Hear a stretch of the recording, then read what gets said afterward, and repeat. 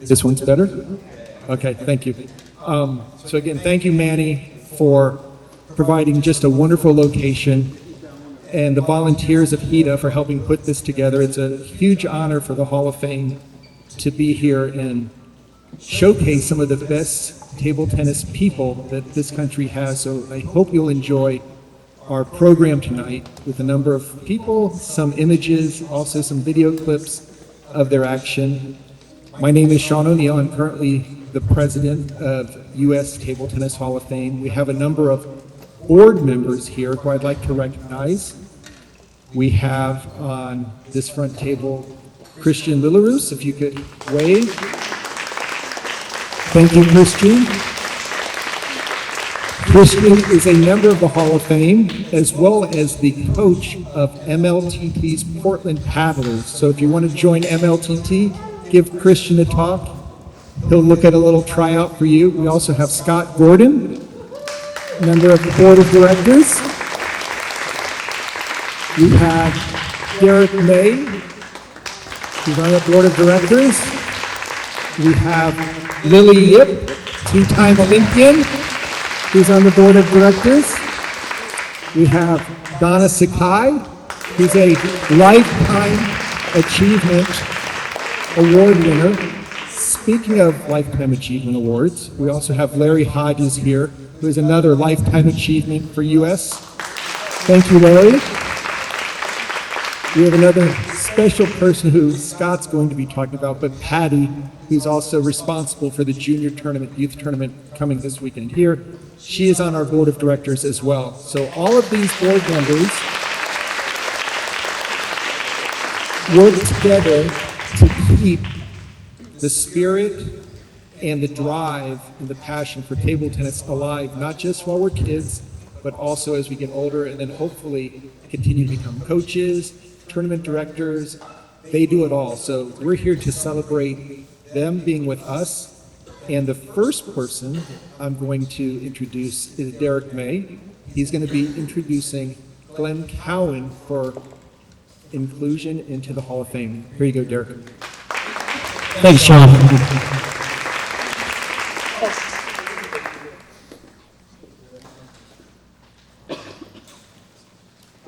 The first thing we're going to do is Major League Table Tennis has sponsored this event. As you know, the Texas Smash are the current champions of MLTT. So we have a short message from Flint Lane, who's sponsoring the dinner tonight.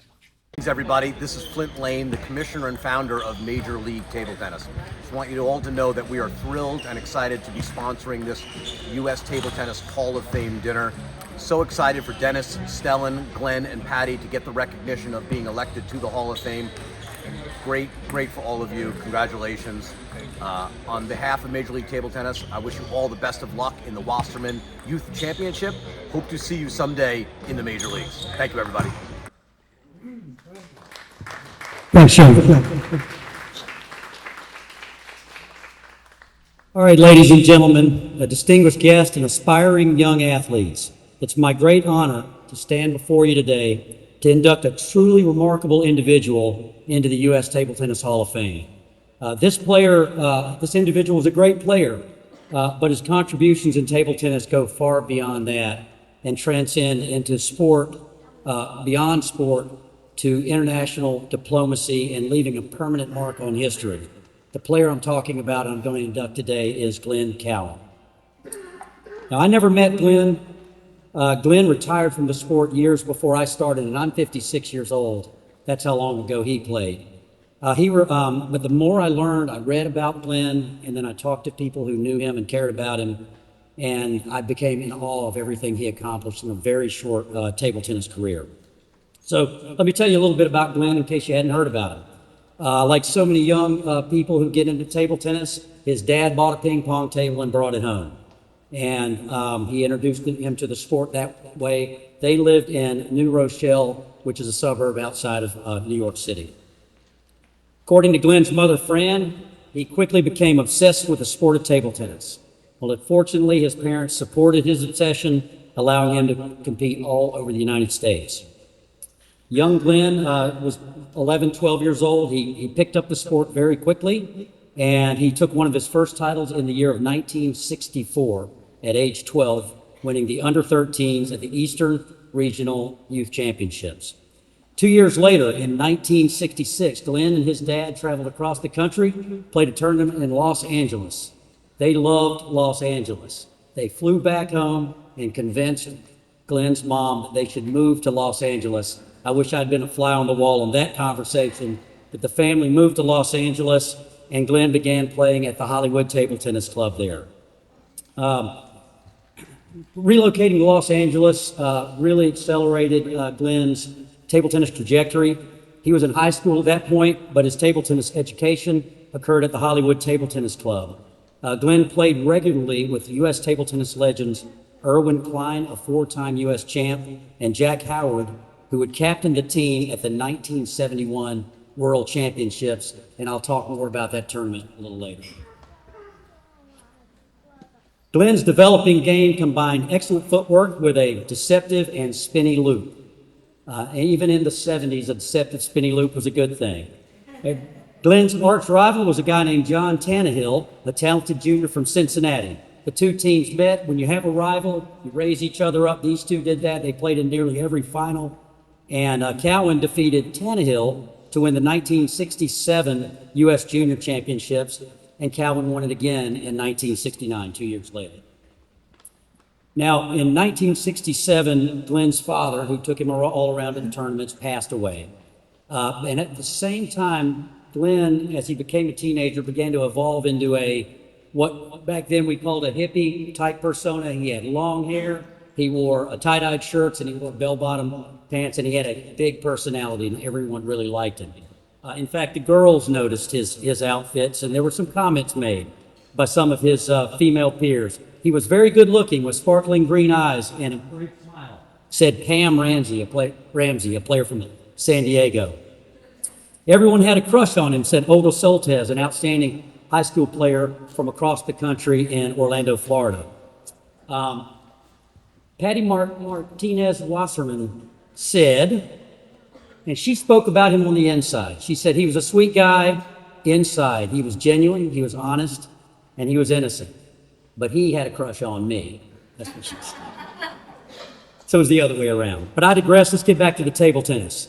Glenn was a lefty, like Hall of Famer Del Swears, who couldn't be here today. Del said, being a lefty, Glenn worked his way up on the doubles side, much like I did. Del was also a lefty. That he did. Glenn teamed up with, at the time, U.S. champion Daljun Lee to win the 1969 and 1970 U.S. Open men's doubles championships.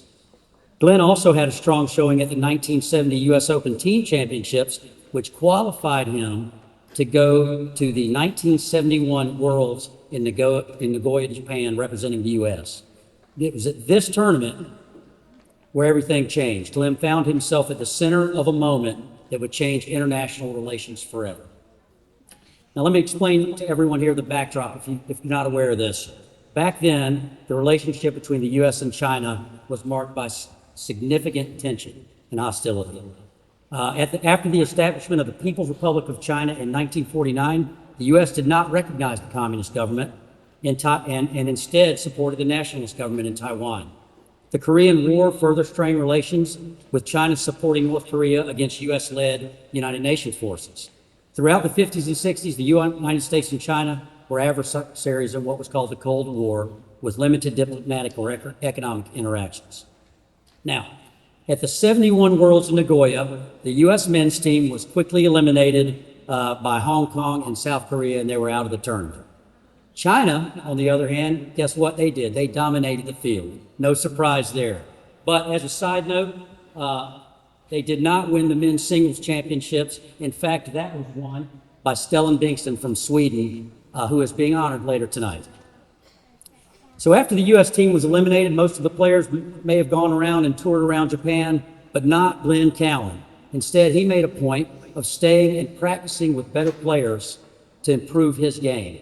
Well, he stayed too long one day and missed the team bus back to the hotel. So what he did is he hopped on the bus with the Chinese team. And this is where things changed. because he met a player named Chuang Zitong, one of the all-time great Chinese players, a three-time world champion. And Chuang Zitong and Glenn Cowan hit it off, and as a gesture of friendship, Chuang Zitong offered Glenn a silk-screened tapestry.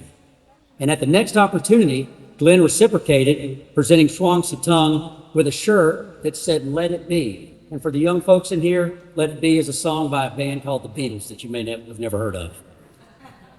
But these gift exchanges were captured by photojournalists, and those pictures made it to Chairman Mao, who was the ruler of China at the time. And when Chairman Mao saw those photos, he directed that America be invited to China to play friendship matches. In April 1971, just a couple of weeks after the World Championships, 9 players from the U.S. table tennis team, including 18-year-old Glenn Cowan, took an historic trip to China, becoming the first delegation of Americans to visit the country in decades. Their trip was the start of what became known as ping pong diplomacy and helped lay the groundwork for establishing relations between the United States and China. Regarding the trip, Hall of Famer Connie Swears once remarked, "None of us knew what we were getting into until we reached the border and were surrounded by reporters." The tour featured several exhibition matches between the U.S. and China in front of thousands of spectators. And they also did sightseeing at the Great Wall, and they met with Chinese Premier Zhou Enlai. Did I say that right, Lily? Yeah. During the meeting, Cowan asked the Premier what he thought of the hippie movement in the United States. Premier Zhou replied, "Youth wants to see the truth, and out of this search, various forms of change are bound to come forth." But if you think about it, you had an 18-year-old boy who quizzed the Premier of China. That's quite a confident young man. Ping pong diplomacy's ripple effect continued through the following year when the Chinese sent their team to the U.S. and played friendship matches in 8 cities. And following that, President Richard Nixon traveled to the People's Republic, which marked the first time in history that an American president had traveled to the Chinese mainland. There's much more about ping pong diplomacy I could share, but I'm going to stop there. I encourage you, if you haven't heard about that or don't know about it, go online and look it up. It's an amazing, amazing point, and table tennis caused it to happen. So, but here's one thing for sure. If that long-haired, outgoing teenage hippie named Glenn Cowan hadn't gotten on the bus with the Chinese team, there probably wouldn't have been ping pong diplomacy. So that's how important he was. After returning to Los Angeles from the ping pong diplomacy trip, Glenn Cowan was a celebrity. He even appeared on a show called Johnny Carson. It was a late-night television show. Within a few years of ping pong diplomacy, Glenn enrolled at UCLA and became a teacher, and he retired from table tennis. He died at 51 years old on April 6, 2004, which so happened to be 33 years to the day after Chairman Mao invited the team to go to China. So, with that, it's with great pride that I hereby induct Glenn Cowan into the U.S. Table Tennis Hall of Fame, forever enshrining his name among the legends of the sport. Let's all give Glenn Cowan a round of applause.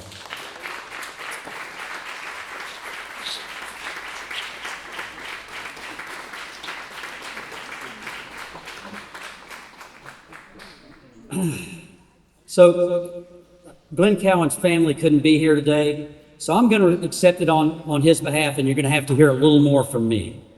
And I'm primarily directing my comments to the young folks in the middle here. I was thinking I learned all about Glenn Cowan. I knew very little about just a couple of days ago, and I learned all this about him. And I've got some takeaways that remind me of when I played table tennis and I was coming up as a young player. But number one takeaway, there's no greater joy in sports than being on a team. Now, you may think of table tennis as an individual sport, but it's really a team. All of you that play here, you're on a team. I got to play on a lot of different teams. I played on the Augusta College table tennis team, and we won 5 national championships. I got to play on the U.S. team and represent our country all over the world, including the 1995 Pan Am Games, where my teammates and I won the silver medal. And I can tell you, I had a lot of fun with my individual wins, but the team wins meant a lot more to me. So I can only think about the team the men's and women's team that went to China for those friendship matches during the ping pong diplomacy and what that must have meant to them even to this day. That's number one. Number two, Glenn Cowan always tried to get better, and he surrounded himself with coaches and players to improve his game, even staying after the team was finished to practice with better players. In table tennis and in life, you're going to be as good as the people you surround yourself with. So I'm encouraging you in everything, in table tennis and other aspects of your life, be around people who make you better. And finally, and this sort of relates to number two, I encourage you to build strong relationships with people. Glenn Cowan, I don't think he knew it and understood this about himself, but he had a special talent for meeting people. And his willingness to meet people and speak changed history. So I just want to say to all of you out here, nobody is successful in a vacuum. You're never going to be a success by yourself. Don't be afraid to meet people and build relationships, and you never know where that might lead. So in closing, the history of table tennis is rich with stories about people like Glenn Cowan, whose impact go beyond the table. I have no doubt many of you will one day add chapters to this book, and I really appreciate your time today. Thank you very much. So, at this time, I want to hand the microphone off to longtime friend and Lifetime Achievement Award winner Larry Hodges to honor our next inductee. Here you go, Larry.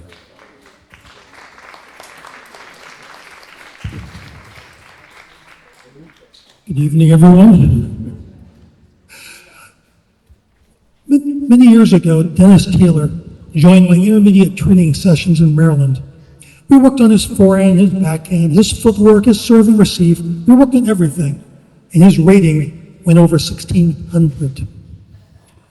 He could really rip the ball from both wings. He hit backhands at 200 miles per hour.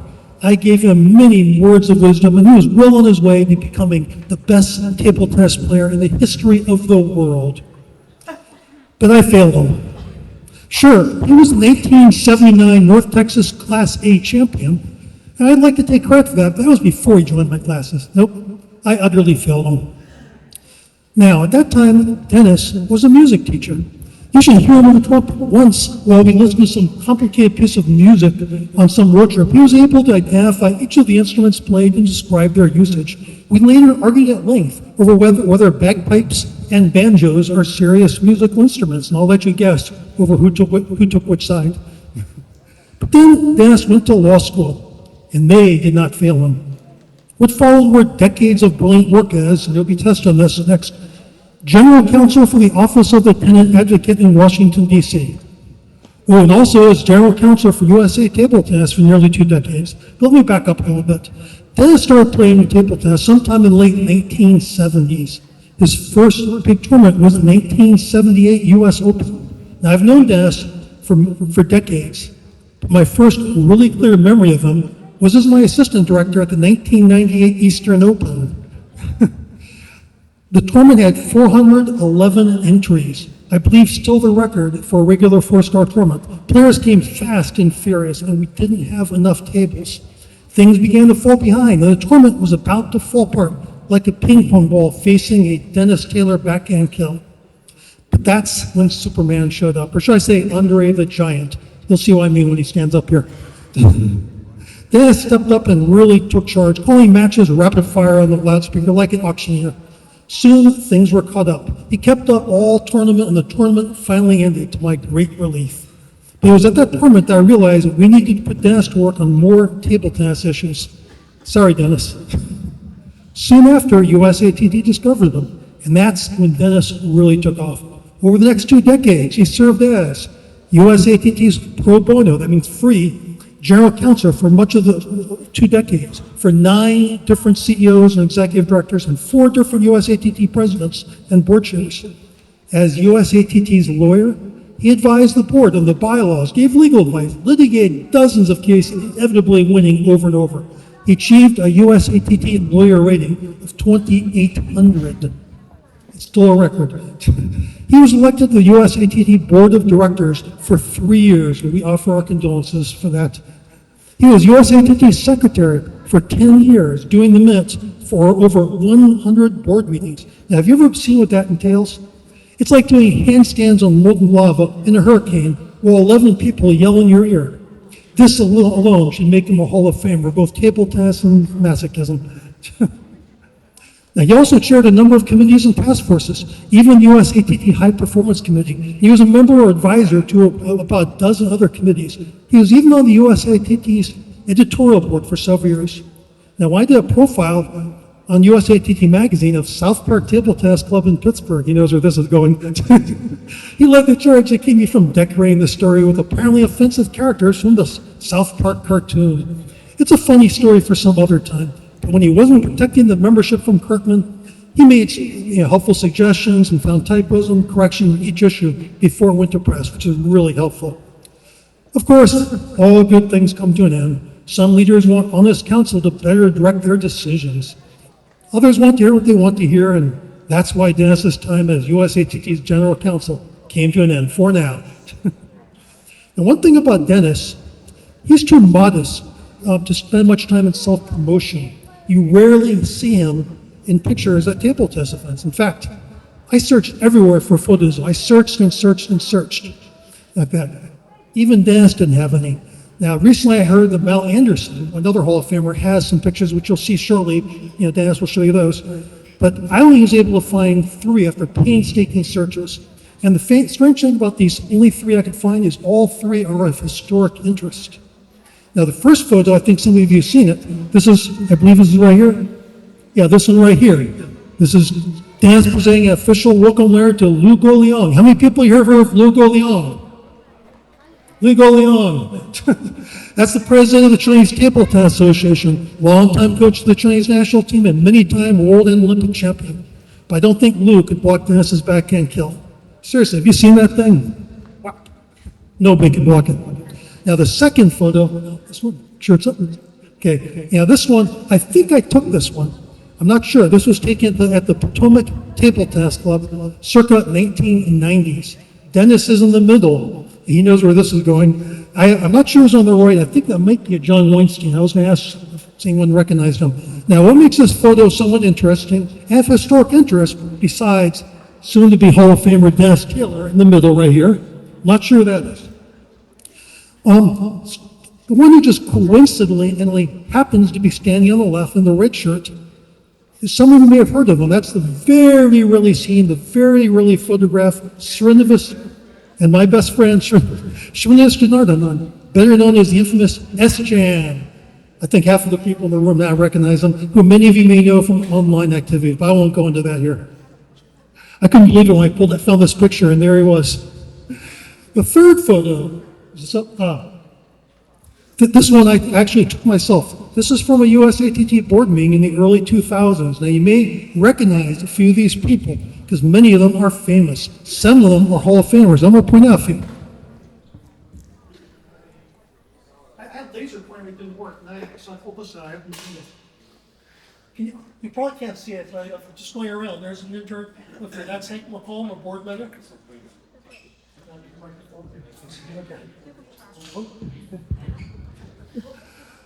That's Hank McCollum, a board member. Hiding behind him is Penny Doney, some of you remember. There's Connie Bond, a Hall of Famer. Todd Suarez, Hall of Famer. Bob Fox, Jimmy McClure, Hall of Famer. Tim Bogan, Hall of Famer. Sherry Pittman, longtime USATT president. Dora Georgie, Hall of Famer. Skipping over one person, there's Robert Mayer, a board member. Robert, raise your hand. There's Robert Mayer. I'm going to come back to one other person. There's Tom. No, there's Barney Reed. Way back here, hiding behind Robert, who's like the only person in this room that Dennis can hide behind, is Dennis Taylor. Yes, there he is. He's probably a board member and taking the minutes of that meeting. He's sitting right there. If you look really closely, there's my name here, because that's where I was sitting before I took the picture. And so that's a lot of people there. And so while I utterly failed Dennis as his coach, so his backhand kill, which occasionally hits, makes Jimmy Butler look like a snail out for a stroll, Dennis did not fail us with his many, many years of service. And that is why today we are inducting my good friend Dennis Taylor, someone we all look up to, into the U.S. Table Tennis Hall of Fame. We might even teach him the secret handshake. Dennis, the floor is yours.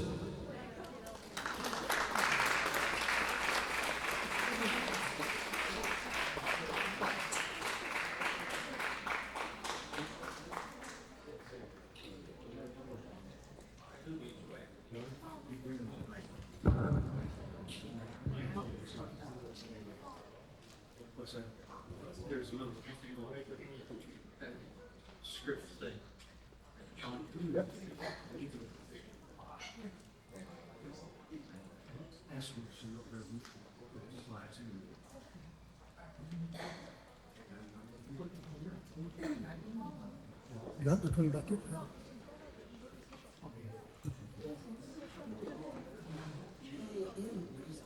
It's up to you. Why don't you get the microphone on the way?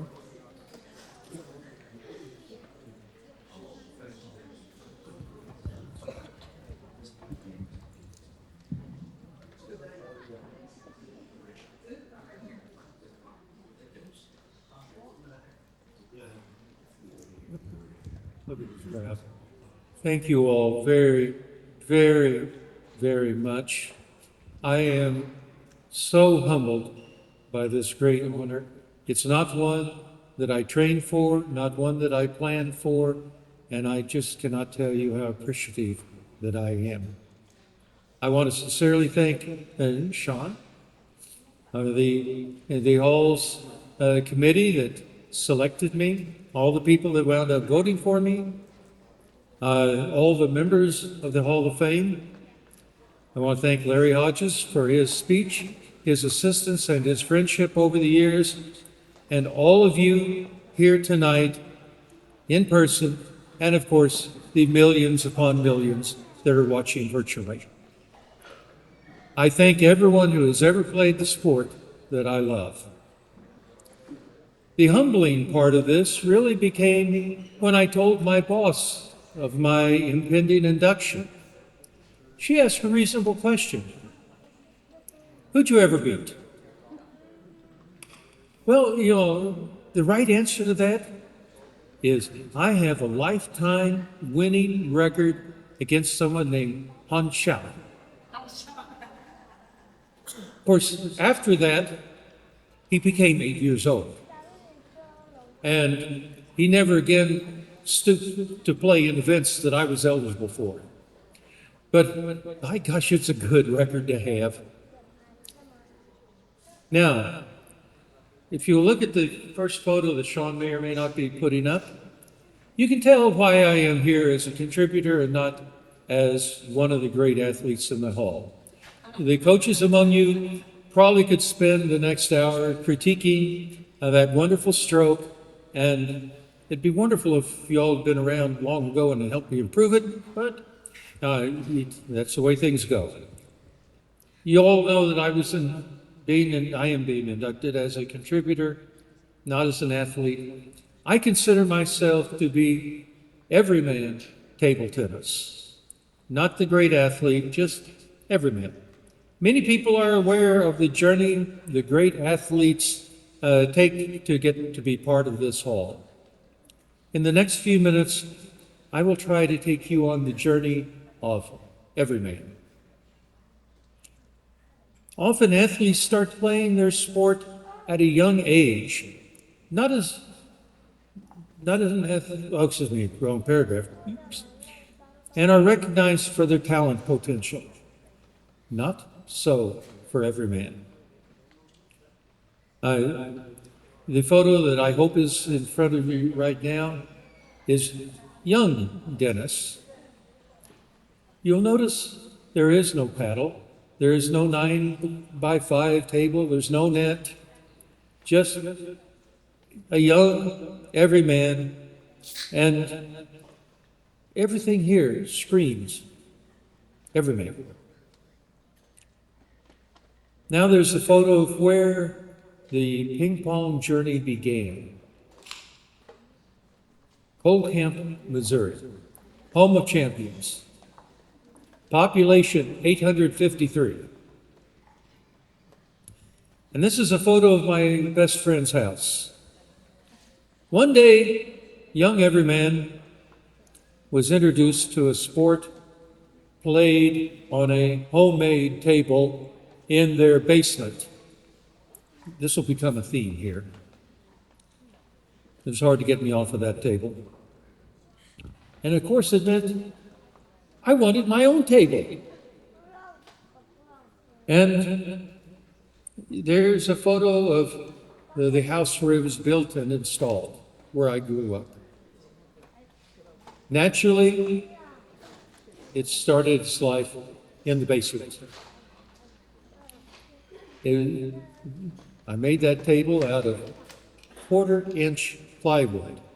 Doesn't everyone play on quarter-inch plywood tables these days? I hope not.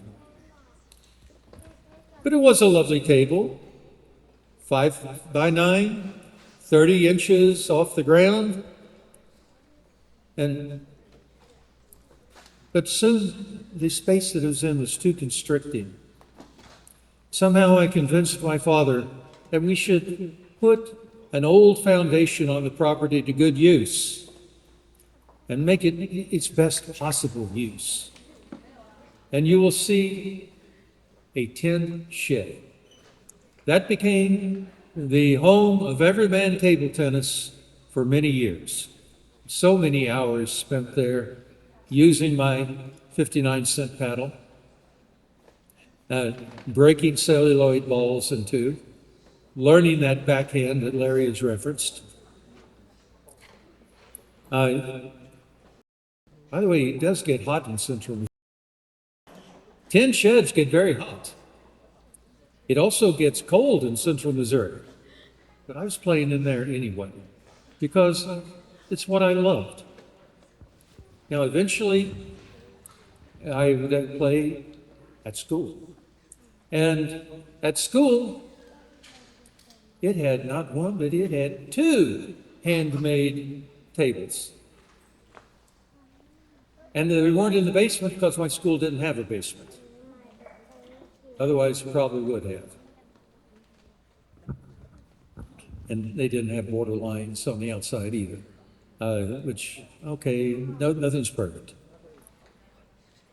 But that was the table where I trained and became the 1971 Missouri All-State Athletic Champions, head of their table tennis team. I wish I still had the little patch from that, but moving around a few times will do that. But where to go from there? Why to college? And I had a scholarship, but not in table tennis. I didn't go to Augusta.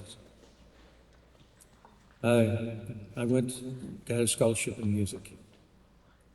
I joined the USATT. I even bought Tim Bogan's book so I could read about how to play better. I'm not sure how good a reader I was, but I really enjoyed that book. Oh, and you'll see the photo of me being a music person. And if you don't see me right off the bat, here's a close-up of me and what every man looked like at about age 20. You'll notice that, like with Glenn Cowan, the hair might have been a little bit different. I think that was also the year that I went the entire year without wearing a pair of socks, even when wearing a tuxedo like here. But we all have our little personal quirks. I went to graduate school at the University of North Texas, and the student center there had 5 tables, and they weren't in the basement because, again, there wasn't a basement. And I became, as Larry said, the university's Class A champion. I attended my first real tournament, the 78 Open in Oklahoma City, and what did every man do at this tournament? He lost every game he played because I was that good. Okay, eventually I moved to Florida, starting first of several little hiatuses from the sport. I started playing occasionally again at a professor's house, not in the basement, while doing doctoral work at Ball State University. However, I still wasn't on a table tennis scholarship. I had found my level when it came to music. I had found my level when it came to table tennis. I was still full-time music, and I was training to be a professional musician. I was very fortunate there. I was named the Outstanding Graduate Student of 1985. And there's this wonderful little publicity photo that was taken as I prepared for my doctoral recital. No paddocks. I started teaching at Shepherd University in West Virginia. There was another hiatus. But things all changed in 1995. First, I had the honor in music of being able to guest conduct the U.S. Army Concert Band on the Capitol steps. Another very humbling honor that was. Got to spend about 23 minutes in front of that group. I don't think the director thought I was going to spend 23 minutes in front of them, but things happen. Then I made the acquaintance of this little thing called Usenet. I don't know how many of you remember Usenet, but it was on Usenet that I made friends and talked table tennis with a bevy of new friends such as Larry Hodges, Sean O'Neill, Bruce Lill from California, David Marcus from Massachusetts, Tom Lee, and Sherry Pittman now, Sarosala, and I believe I even had the privilege of talking to you as well, didn't I? And there I would, and this is not going to be a surprise to the people who know me, I would speak my mind about the good work and other work being done by USA Table Tennis. Lots of emails on Usenet. Fortunately, most people haven't found them, and that's probably for the best. But more importantly, I became a practice partner, which means student, of a gentleman in West Virginia named Roy Emmons. Some of you, probably Sean, will remember his son Steve, who is a really wonderful player. And I started playing as many tournaments as possible at the Maryland Table Tennis Center in Rockville, Maryland, and at Yvonne Cartledge's club in Columbia, Maryland. Eventually, my play reaches zenith, as Larry said, with a rating of 1607. Still not Hall of Fame material, but definitely I have the little thing that tells the world that I was a 1600 level player. And I would encourage all to try to find some of these for your level. But back to Usenet. My writings were becoming noticed, sometimes for their common sense, and sometimes for other reasons. And that led to me being asked to run for the USA TT Board of Directors. And guess what? I won. And I served a full term without getting kicked off. I believe this is a photo of me actually with the little badge that says Board of Directors, so I could prove it. I started attending major tournaments. And amazing things happened. By the way, I believe this is a photograph of me with a very lovely young lady sitting in my lap. Let me ask my elder daughter, Chantal, who is that? Unclear. Take a good look at the person sitting right over here and see if there's a resemblance, if you can get that hand out of her face. At the same time, I was going to law school. Well, my graduation, the end of my term on the board, coincided nicely. At that time, I volunteered, which means didn't get paid, to be the attorney for USATT. It was a decision that cost me much more time than my employers ever imagined. It meant taking calls in the middle of the night until Chantal adjusted my cell phone so that it wouldn't ring after 10 p.m. I do thank you. Gordon Kay was very disappointed at that point. And it led to my learning more about USATT than any one person. Because remember, of all those different boards, those 4 board chairmen, the 9 EDs and CEOs, they were there for their fairly short periods of time, and I was there for 20 years.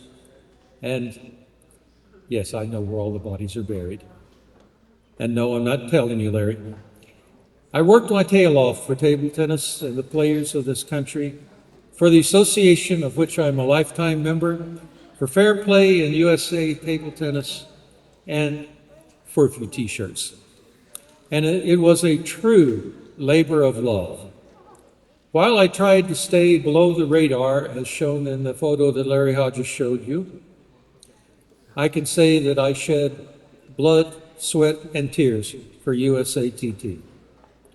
And you know, the weird thing is, I would do it all over again, because you all are worth it. I even had the opportunity to hobnob with world-class authors at major tournaments. See photo. You may even recognize that person. He's in this room tonight.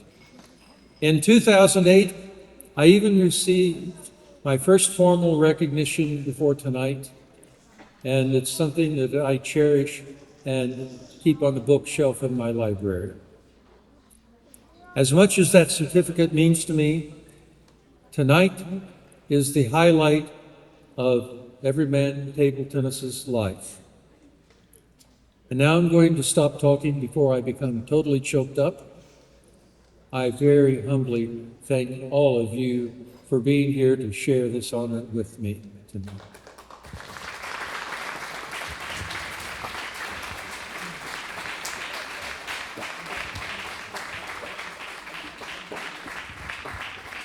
So with great honor, I now honor to give Dennis this plaque as a new Hall of Famer. When you get the secret handshake soon.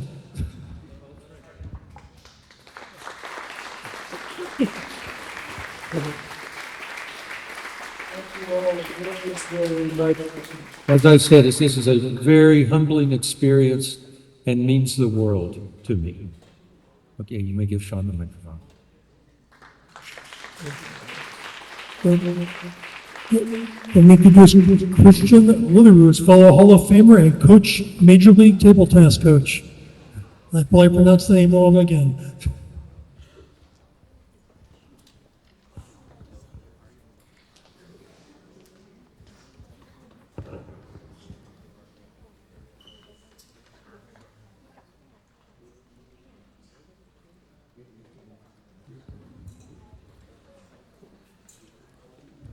As Dennis Taylor takes his seat, ladies and gentlemen, Table Tennis Hall of Famer, future U.S. national champions, the majority of the people here, esteemed guests, and fellow table tennis enthusiasts. That's a long introduction, but that's all what you are here.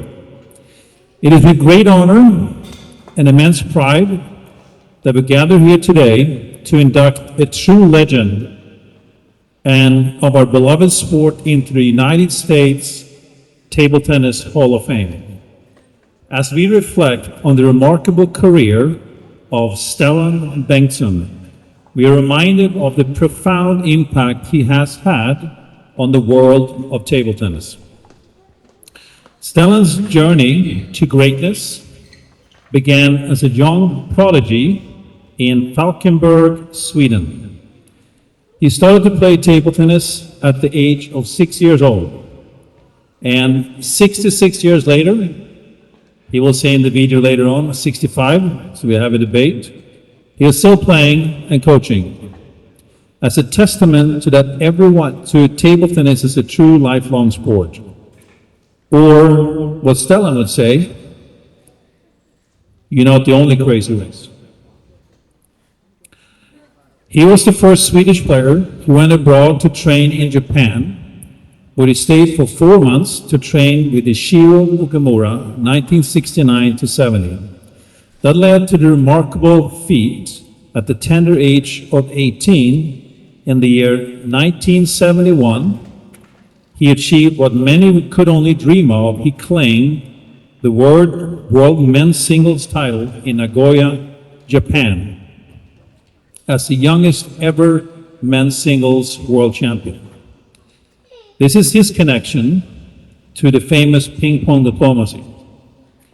Every reunion of the ping pong diplomacy, Stellan is a topic of discussion. This historic victory not only made him the first Swede to achieve such a feat, but also solidified his place among the pantheon of table tennis legends. Not many people can say that they had a serve named after them and a drill named after the club that they grew up playing in. The Bengtsson serve. Nowadays, television commentators calls it the lollipop serve, but it was first called the Bengtsson serve. And the footwork drill, Falkenbergaren, that we see in Swedish, but Falkenbergaren is something like that in English. That was named after his training methods. Throughout his illustrious playing career, Stellan Bengtsson dazzled audiences with his exceptional skill, agility, and strategic prowess on the table. His achievements, including numerous European and World Championship titles, are a testament to his unwavering dedication and unparalleled talent. A personal memory that stands out, in the World Championships 1981, he reached the semifinal and was asked in an interview, "Were you better in 1971 when you won the gold?" The answer was, "I would have beaten myself 21-10. That was just proof of how much the sport evolves over time. However, Stellan's contribution to our sport extends far beyond his accomplishment as a player.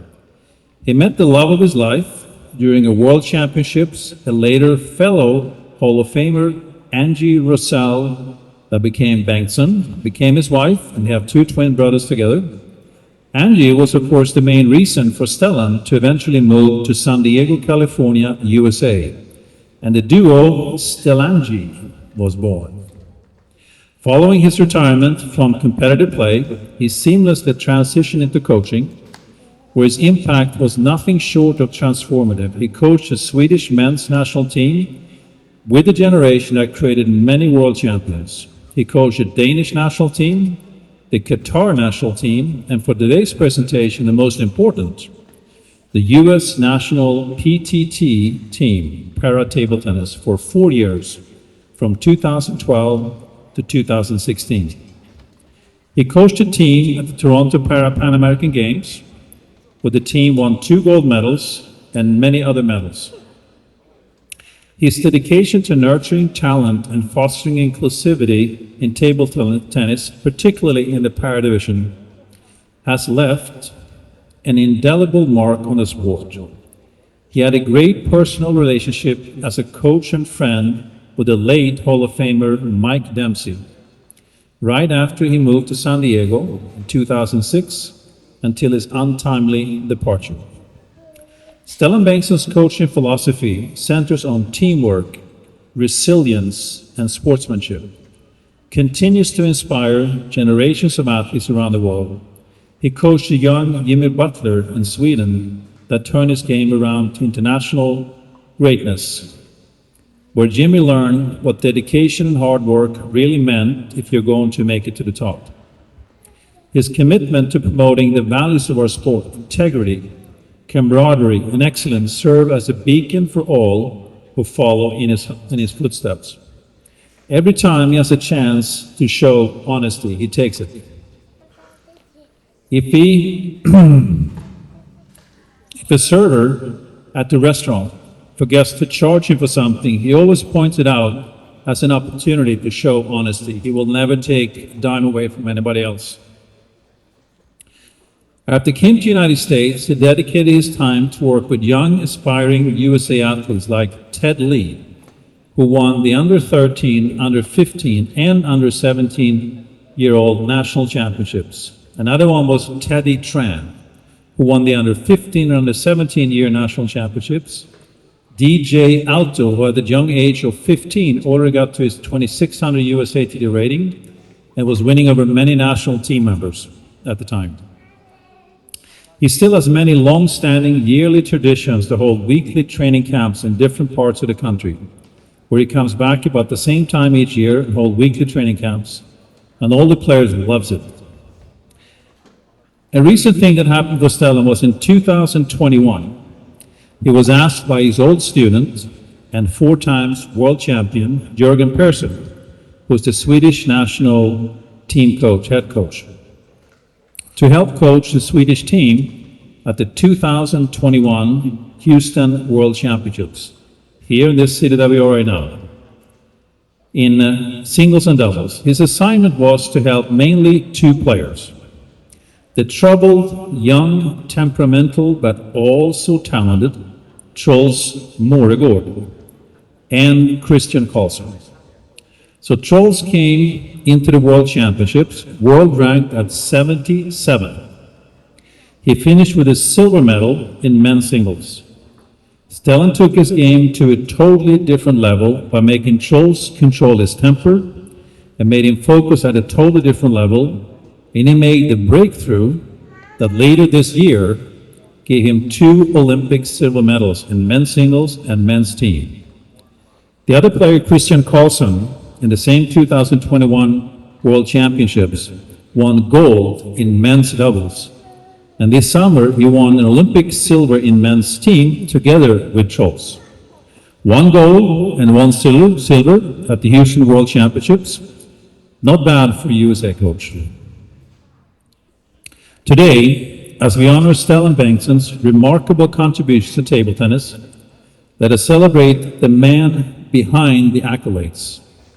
A humble, passionate individual whose love for the game knows no bounds.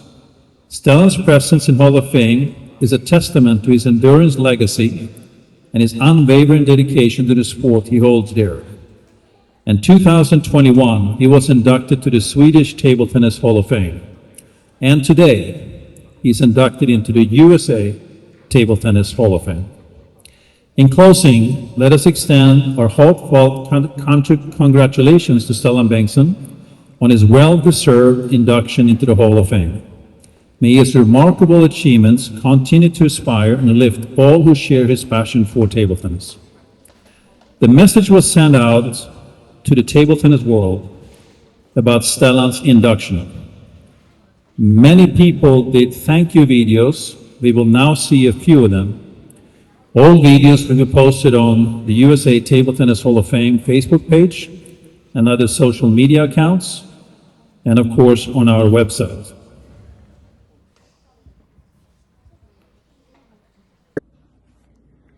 Hi, Stellan. This is Stellan Connie. We'd like to congratulate you on becoming inducted into the USA Table Tennis Hall of Fame. Thank you, Stellan, for bringing over the coaching that you learned from Ogimura to the United States and sharing that with all our members. Sorry that we can't be there to help you celebrate, but we hope you have a wonderful evening. Thank you, Stellan, for your impact on table tennis in Sweden, US, and worldwide. And I also want to thank you personally for being such a wonderful person, a great player, and great coach. Have a nice day. Thank you, Stellan, for bringing your world-class coaching standards to the United States and for allowing developing coaches like me to observe and learn from you over these past years. Thanks again. Congratulations, Stellan, for your Hall of Fame. Best wishes. Take care. Stellan, congratulations on your induction into the Hall of Fame. That is fantastic and very exciting. Stellan, congratulations on your induction into the Hall of Fame. From one Hall of Famer to another, it's an amazing honor. Thank you so much for your lifetime service to the sport of table tennis, and most importantly, the impact that you've had on para table tennis here in the United States, and I'm sure around the world. It's well deserved, my friend. Congratulations. Hello, Stellan. Just a quick thank you for sharing your love of table tennis, both as a world champion and a world championship coach. for all these generations, particularly now in the United States. So excited to hear that you've been inducted into the USA Table Tennis Hall of Fame. It's a great honor for all of us in the hall to have you joining. Best regards. Hey Stellan, Dennis Davis here. Just wanted to let you know that you set the highest standard of excellence in table tennis, obviously as a player, but also as a coach.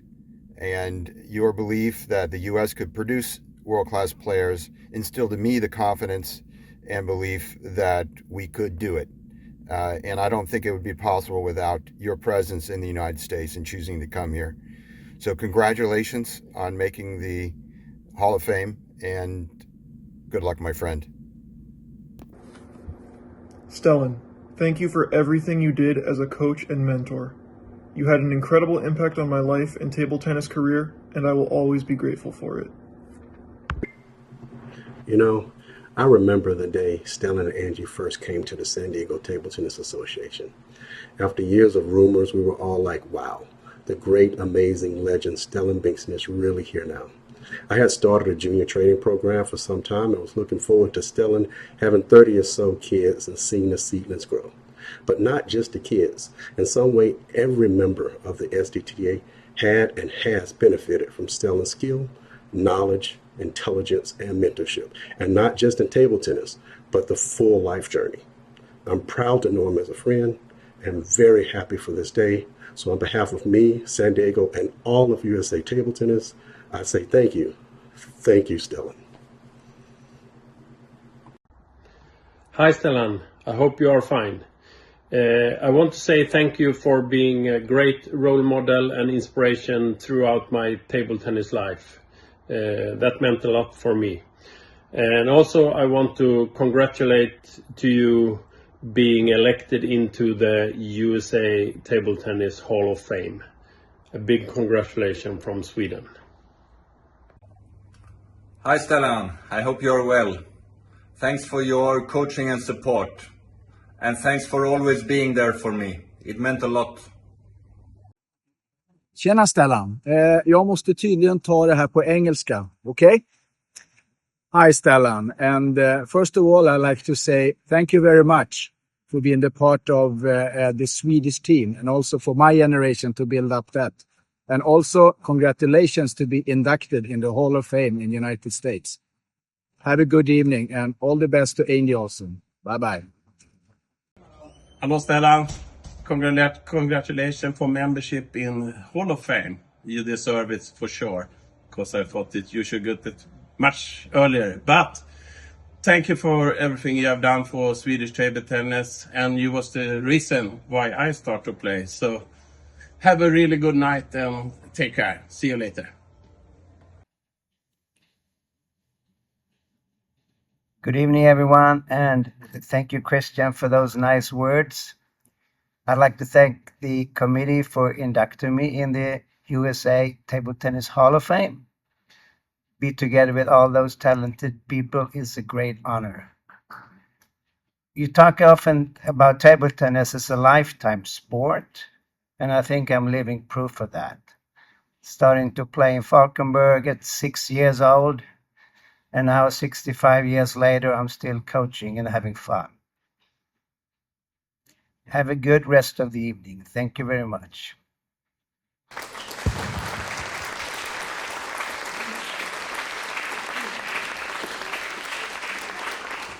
As you noticed, Stellan could not be here today, so he sent us this video that we now saw. You didn't notice the interpretation?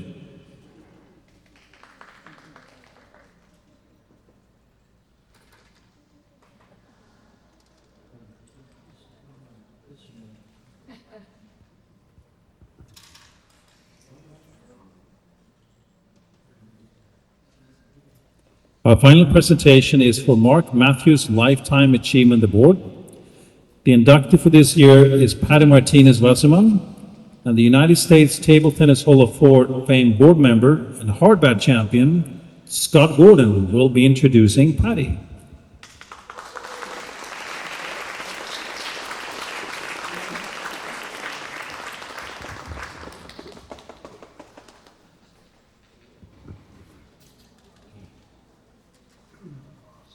Good evening, everyone. My name is Scott Gordon. Mark Mathews Lifetime Achievement Award recipient for 2024 is Patty Martinez Wasserman, who's seated right over there. You might not know why the Lifetime Achievement Award is called the Mark Mathews Lifetime Achievement Award. So Mark Mathews, his original name, his surname was Schushheim, Marcus Schushheim. He was the first U.S. champion ever from the 1920s. And later in his life, he thought that there should be a Lifetime Achievement Award, one per year. And so he started that in, I think, 1997, if I'm right. And so we've awarded this every year ever since. So as I look out over the room here and there and in front of me over here, I see a room full of champions. Many of you have known Patty a lot longer than I have. I'm just an average club player and a fan. Some of you have competed against Patty for national titles or been doubles champion with her, or with her during ping pong diplomacy, or traveled to world championships with her. By all rights, you should be up here instead of me. But Patty asked me to give this speech, and it's the greatest honor of my humble table tennis life. So her story is one of strange and unexpected trajectories that some of our lives take. She's already been inducted into the Hall of Fame, and probably everyone in this room knows her. And so I doubt many of you here need me to tell you of Patty's overwhelming stature as a titan of American table tennis. 3 times U.S. singles champion, that was in 1965, 67, and 69. Her numerous singles, doubles, mixed doubles titles, CNE champion, several times member of the U.S. national team. Her record of becoming national singles champion at age 13, defeating a 9-time champion after being down 20-15 in the final game. Patty, the last player to use a hard rubber paddle to win the U.S. Open singles title. Maybe even the last in any country. I didn't know any of this when I first saw Patty play. So that was at a very strong West Coast event around 1980, and it was 5 years after she had retired from playing. I wasn't one of the strong players at this strong event, but I knew who many of the strong players were. I was a fan. So as the Women's Open event was about to start, I was watching the top players warm up with their fast cross-court forehands and backhands. All right, well, in that group was someone who I didn't recognize and who appeared to me decidedly out of place. She played with what looked to me like a big rec paddle, warmed up by standing upright, blocking.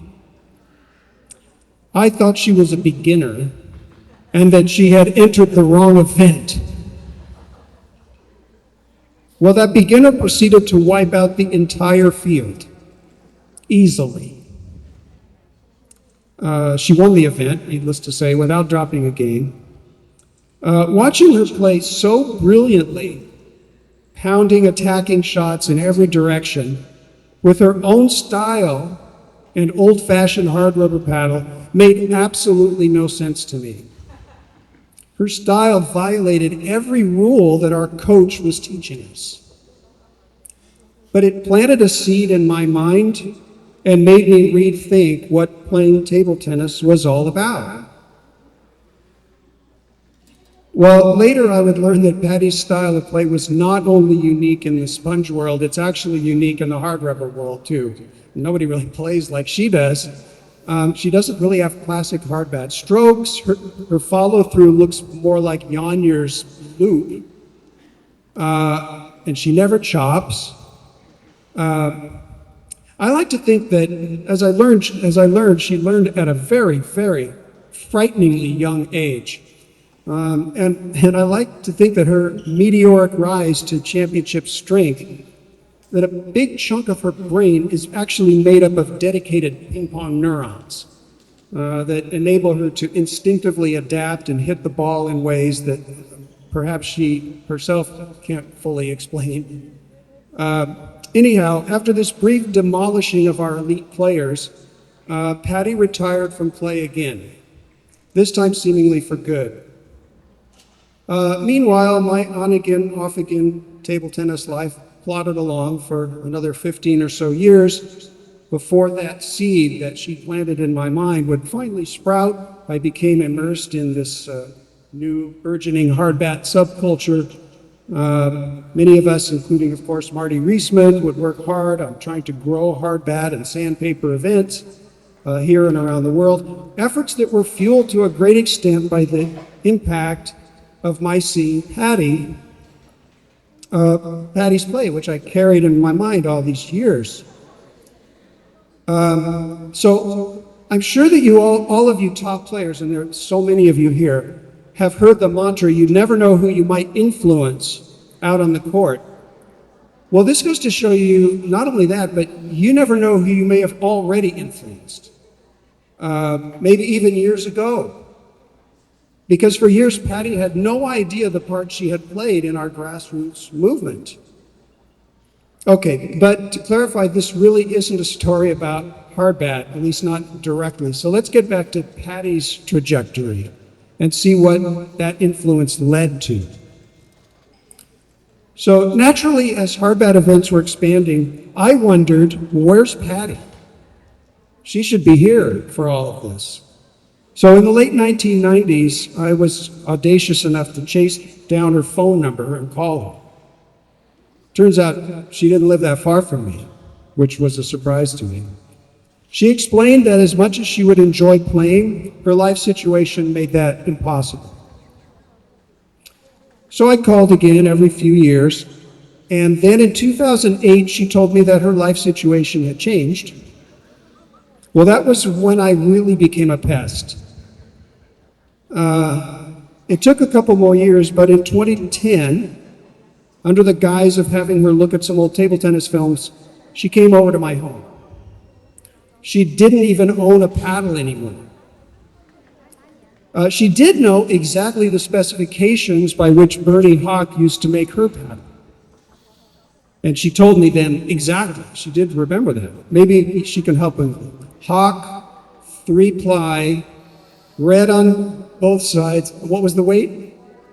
4 1/4 ounces. She knew exactly the paddle that she played with. I had something similar. I had a table in my living room, still do. I loaned it to her, and we hit for about an hour, her and my wife and I. Immediately, she was whacking those forehands, just like I saw her do 30 years prior. It was phenomenal to see that again after all those years. She just picked it up and immediately was playing fantastic. She must have enjoyed it because I got her to come out to the local club. And you can imagine it didn't take her long to start getting really, really good again. During that first year, I was lucky to be able to practice with her a lot. She enjoyed, or seemed to enjoy, playing against me because I had become a chopper, and as many of you know, she loves pummeling choppers. Certainly the best training partner I've ever had. Sadly for me, she ended up moving to Southern California, but it was great for her and for table tennis, since as you all know, she has been tearing up the court ever since. She almost certainly has won more medals these past 10 years than any other American, period.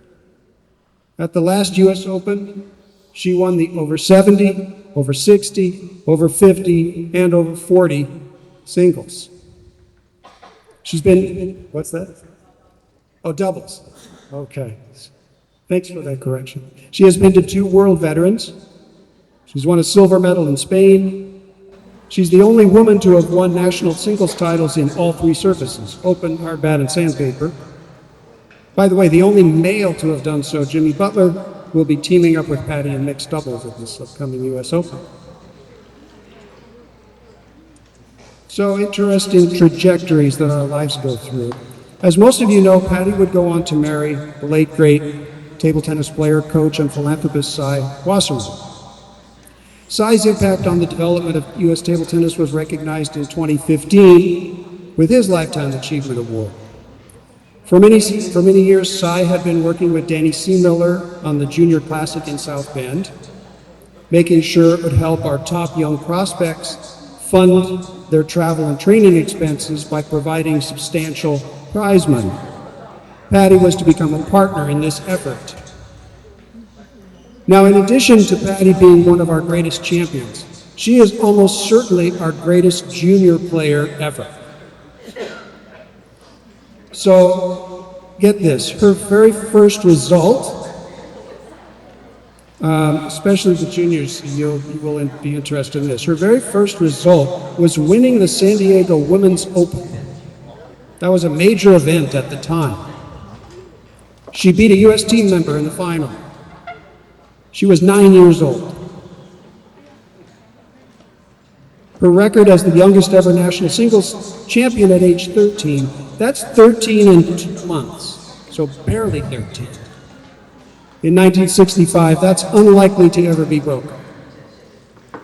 But hopefully one of you in this room will do that.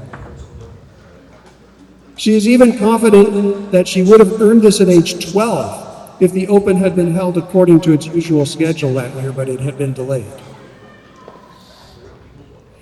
So Cy's work was something that really hit close to home with Patty. She told me that she remembered that her father would sometimes take a second job when a major tournament was approaching, so that there would be enough money to fund her travel. So she knew firsthand that for many of our young prospects, money could be a deciding factor. And before long, the Junior Classic was called the Cy and Patty Wasserman Junior Championship. As time passed, Patty became concerned that with the tournament always in South Bend, not all of our juniors would have equal opportunity to win this important prize money. So she worked to change it into a moving event. And since that time, it has been held in New Jersey, Southern California, and now Texas. So our greatest junior player of all time, Patty, is now instrumental in forging our next generation of U.S. team members. What could be more fitting?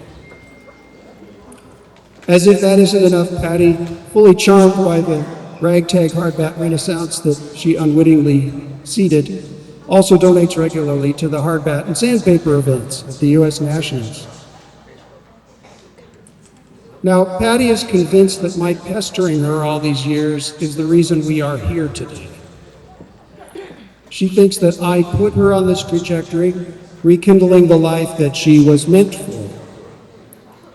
Now, true, I can attest that 45 years ago, if someone had told me, the shocked 1,200 basement player watching that West Coast tournament, that one day I would be giving a speech to a room full of champions for Patty's Lifetime Achievement Award, I would have thought they were stark raving mad. But truly, watching Patty play then and today, her utter joy at the table, her relentless passion for seeing that our juniors have the opportunities to reach their very best, as she did, I know that she would have made her way back to the game on her own, with or without me. Remember those table tennis neurons? They wouldn't have been denied for long. Maybe I nudged her in a few months earlier than she might have otherwise, but this sport is surely in her DNA. All of us here are the beneficiaries of these twists and turns in Patty's amazing table tennis life.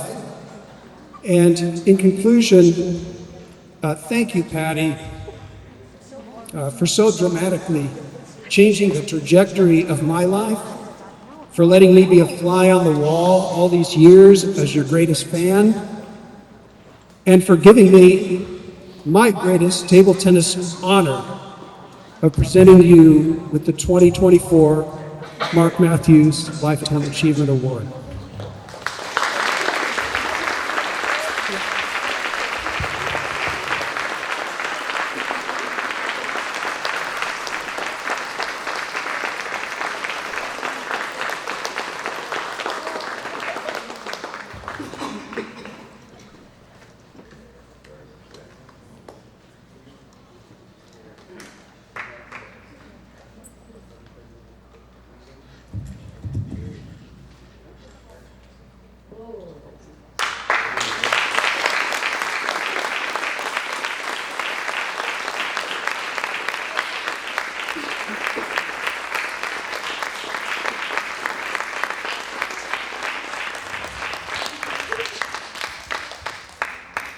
Thank you, Scott. I have no notes. Not a note to be found. I'm going to talk to you from my heart. It's for you juniors that I'm still playing and I'm still enduring, because I knew what it was like to be you. I want to thank everybody for being here. Sean O'Neill is amazing. You know, he keeps us going and keeps us afloat and works tirelessly. I appreciate him. My homies, people on the board. Donna, I have grown up with Donna. And I'll tell you, as a junior, she's a little bit older than me. I used to be so jealous because she had the cute boys all around her. Close your ears, David. But all the cute guys were always around Donna, and I'd go, I wish I was like that. I wish they were around me. But anyway, thank you for being here. Thank you, Nanny, all of you guys. Jimmy, sitting over there. And you juniors, my God, think about it. You might be the next person standing here with the Lifetime Achievement Award or being inducted into the Hall of Fame. Seriously, I'm looking at you and I'm believing it for you. But most of all, I want to thank my Lord and Savior, Jesus Christ, in whom I live and move and have my being.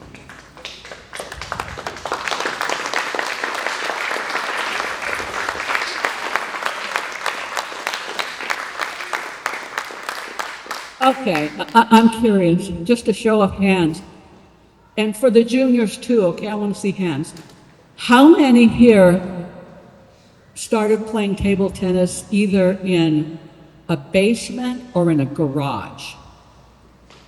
Basement or garage? I'm looking. Okay, how many started playing table tennis like in a club or in a rec room or a YMCA? Wait a minute, you did it twice, Jimmy. Oh, that's my fiance, that's Jimmy. Okay, some hands didn't go up, so maybe I missed something. I don't know. I'm going to share with you, I have no notes, I'm probably going to live to regret that, but I'm going to tell you how I started, okay?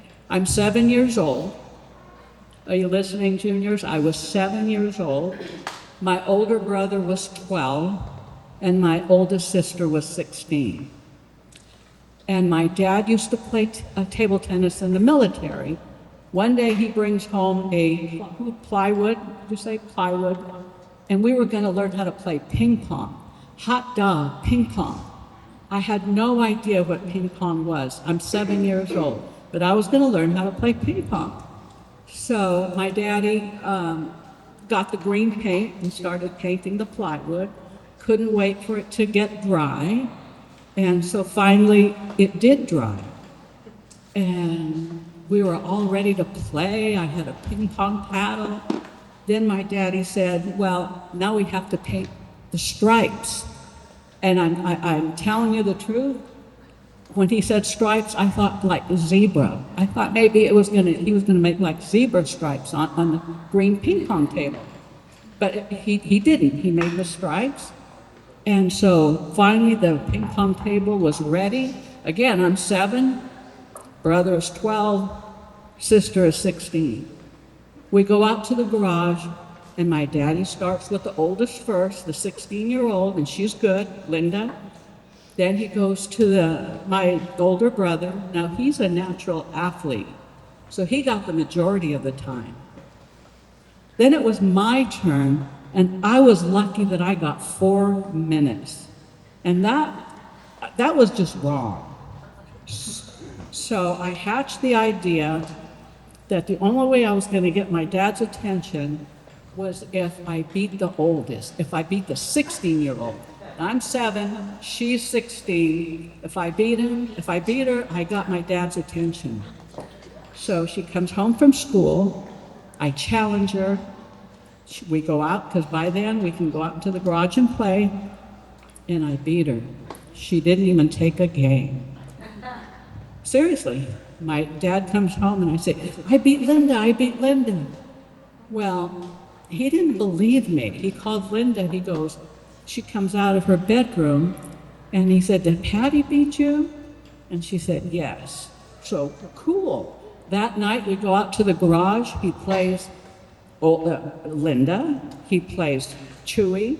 Now I don't know how many Hispanic families we have here, but I promise you, if you're Hispanic, somewhere in your family there's a Chewy.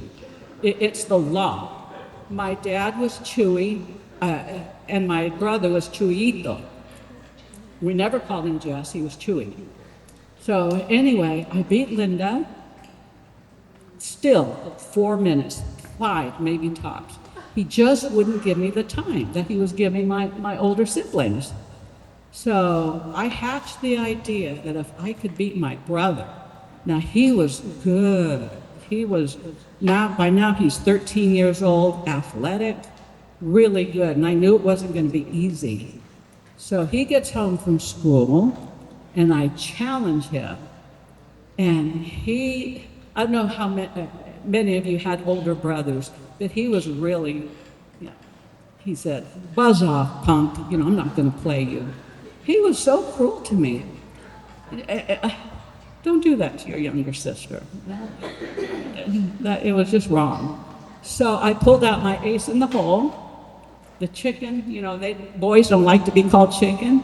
So I pulled out my ace in the hole, the chicken cluck, and I pranced back and called him chicken. And he finally got so angry, he goes, let's get into the garage. So we went out to the garage and I beat my brother. So now when my dad comes home from work, I run and I say, Daddy, Daddy, I beat Chewy. And you know what he told me? He said, don't lie. He did not believe that I had beat Chewy. So he calls Chewy out of the room and he says, did Patty beat you? And Chewy says, yeah, she did. So then it was on. I finally got my dad's attention. He finally gave me ample time. I got just as much play time as older sister, younger brother. Finally. Now I'm 8 years old. I'm growing up. I'm 8 years old. And we moved to San Diego. And my table tennis career kind of stopped. But then I started playing at the San Diego Table Tennis Club, which coincidentally Jimmy was the president of for 10, 12, 14 years. It's just coincidence how life is. And yes, he was right. I was 9 years old, and my daddy entered me into a very, very large tournament with the San Diego Open. It was a very big tournament, and I'm 9 years old, and I had no idea that I was 9. I was a ping pong player. That's what I wanted to be, a ping pong player.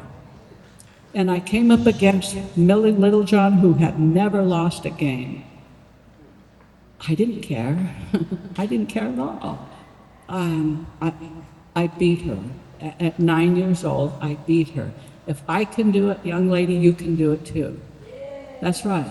So now my dad knew that something was going on. He knew that maybe I had a chance after.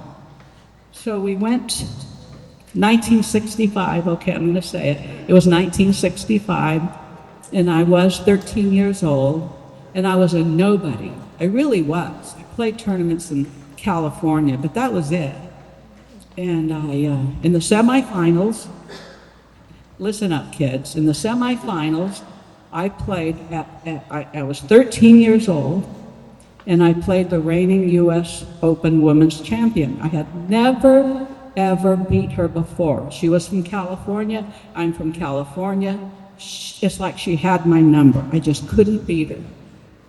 But I met her in the semis, Valerie Bellini, and I beat her. First time, 13 years old, and I beat her. So I thought, doggone it, if I can win the semifinal match, why can't I win the biggie? But the biggie happened to be against Leah Newberger, who was like head and shoulders above everybody. She was the best. And in fact, when she walked into the court, I kind of went, oh, wow, you know. She had sparkly glasses, big hair, you know, sparkly clothes, and I was just, wow, you know. She was good, but you know what, kids? I didn't care, because my daddy always told me, you have two eyes, she has two eyes. You have two legs, she has two legs. Anything can happen because it's table tennis. And I didn't look at the fact that she was really good. All I know is that I had just beaten Valerie, and if I could do that, I could beat her. And yeah, the game went to 5. Deuce, well, I'm getting ahead of myself. Back in those days, the games went to 21, not 11, okay? Went to 21. So we went back and forth. Finally, it's the 5th and final game. Again, I'm 13, and she's this marvelous creature playing on the other side of the table. Former world champion, and again, I'm basically a nobody, a 13-year-old nobody. And there I am in Cobo Hall. Back then, we packed the halls. I wish we could do that now. Well, I do, but back then the place was packed. And people were looking at me funny, you know, just looking at me funny. And so, okay, it was 5th game. She's ahead of me 20-15. All she needs is one more point. Never give up. Kids, never give up. I don't care what the score is. Never give up. I don't care who it is you're looking at on the other side of the table. I don't care how big their ranking is over you. Never give up. 20-15. All she needs is one more point. I did not give up. 2016, 2017, 2018, 2019. I deuced her, and then I took 2 more points. I took 7 points straight, and I won when I was 13 years old. And that has not happened since.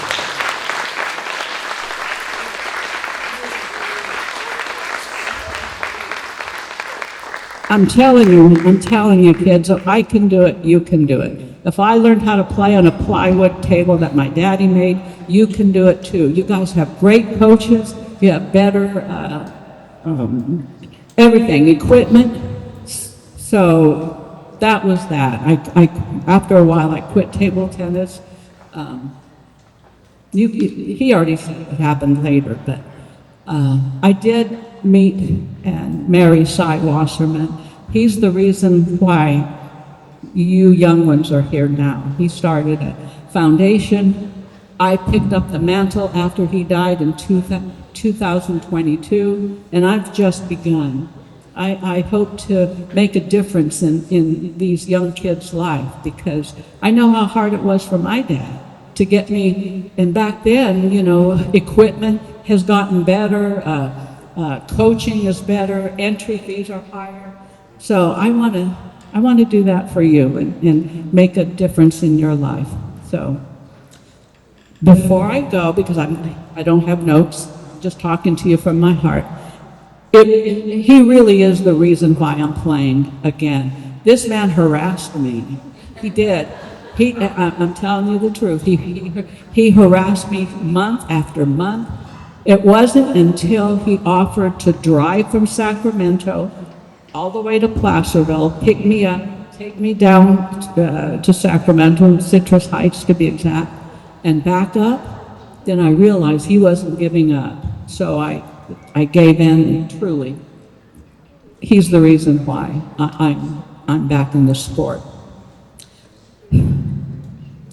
Thank you for letting me talk to you. I kind of maybe wish I did have notes. Before we go, say hello to Jimmy over there. He makes my heart go pitter-patter.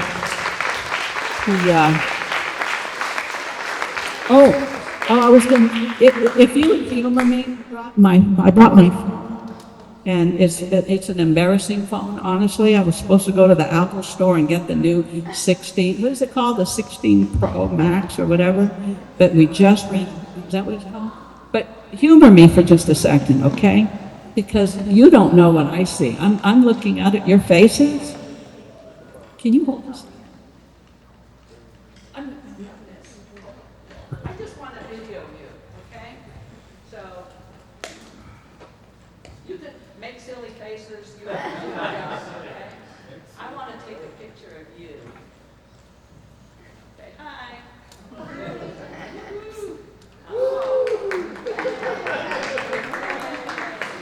Hey, Katy.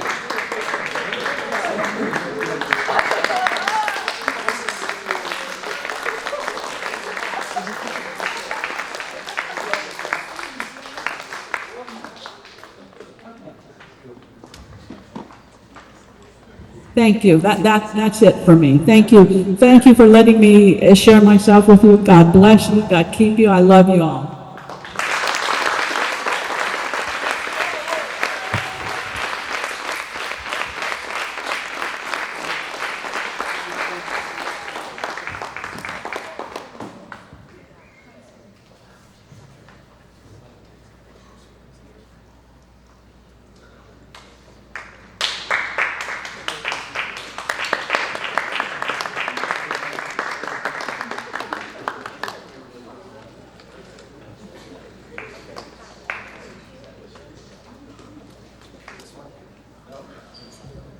This one?